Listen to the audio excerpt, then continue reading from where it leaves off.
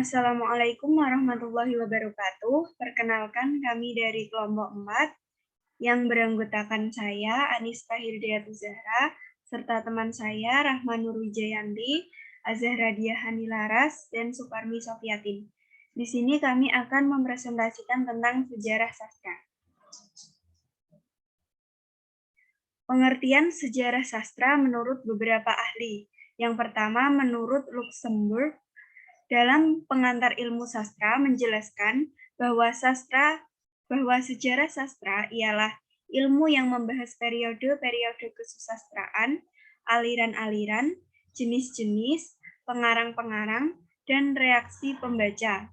Yang kedua, menurut Zulfanur ZF dan Sayuti Kurnia, sejarah sastra ialah ilmu yang mempelajari perkembangan sejarah suatu bangsa daerah, kebudayaan, jenis karya sastra, dan lain-lain. Dengan demikian, sejarah sastra merupakan pengetahuan yang mencakup uraian deskriptif tentang fungsi sastra dalam masyarakat, riwayat para sastrawan, riwayat pendidikan sastra, sejarah munculnya genre-genre sastra, kritik perbandingan gaya, dan perkembangan kesusastraan. Presentasi selanjutnya akan dilanjutkan oleh Mbak Atin. Ya, terima kasih Mbak Hilda. Presentasi selanjutnya akan saya bacakan. Fungsi sejarah sastra. Sejarah sastra tidak hanya memberikan gambaran tentang perkembangan karya sastra suatu bangsa, tetapi perkembangan sastra daerah atau sastra lokal dan perkembangan sastra lainnya sebagai bentuk sosial budaya bangsa. Dengan sejarah sastra juga kita dapat mempelajari dan kita juga dapat mengetahui persoalan-persoalan yang timbul dalam kesusastraan selama ini. Untuk mempelajari dan menyelidiki sastra Indonesia, kita harus paham sejarah sastra Indonesia, mulai awal kelahiran sampai sekarang, yang berupa tokoh dan penokohan, serta berbagai peristiwa serta persoalan yang terdapat di dalamnya. Kedudukan dan cakupan sejarah sastra. Sejarah sastra merupakan bagian ilmu sastra. Ilmu sastra ialah ilmu yang mempelajari tentang sastra dengan berbagai permasalahannya. Di dalamnya tercakup teori sastra, sejarah sastra, dan kritik sastra. Sejarah sastra adalah ilmu yang memperlihatkan perkembangan karya sastra dari waktu ke waktu. Para penulis memilih karyanya yang menonjol. Karya-karya puncak dalam suatu kurun waktu, ciri-ciri dari setiap kurun waktu perkembangannya, peristiwa-peristiwa yang terjadi di seputar masalah sastra.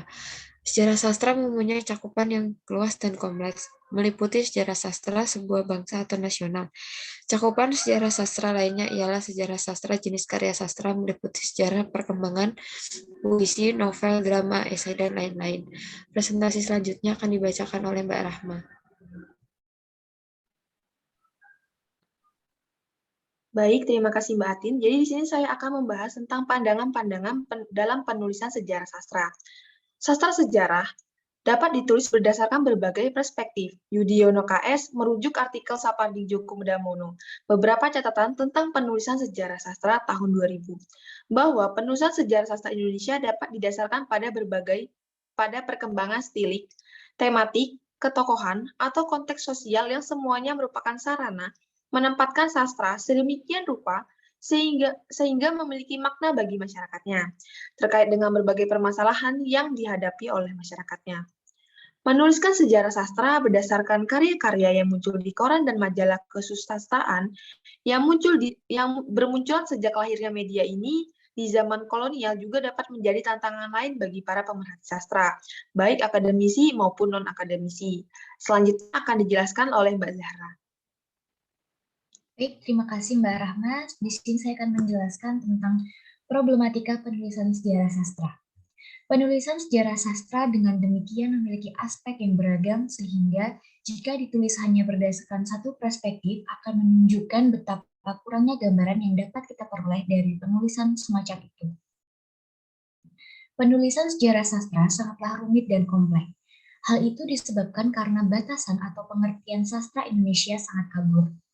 Banyak pendapat dari berbagai pakar beserta argumen-argumennya yang menjelaskan awal dari sastra Indonesia.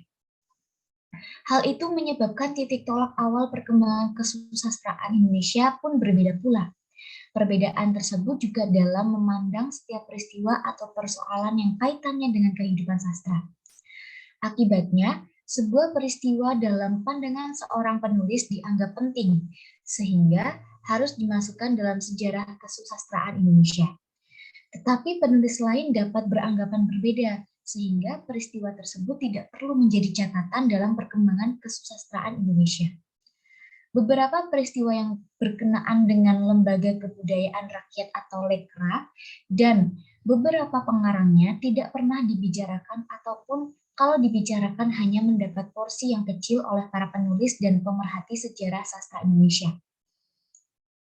Kesulitan lainnya ialah walaupun usia sastra Indonesia belumlah sepanjang sastra negara lain, tetapi objek karya sangat berlimpah.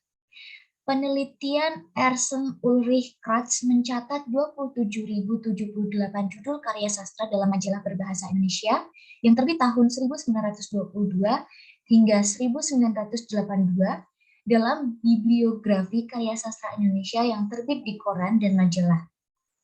Pemusuk Enste mencatat dalam bibliografi sastra Indonesia terdapat 466 judul buku novel, 348 judul kumpulan cerpen, 315 judul buku drama, dan 810 judul buku puisi.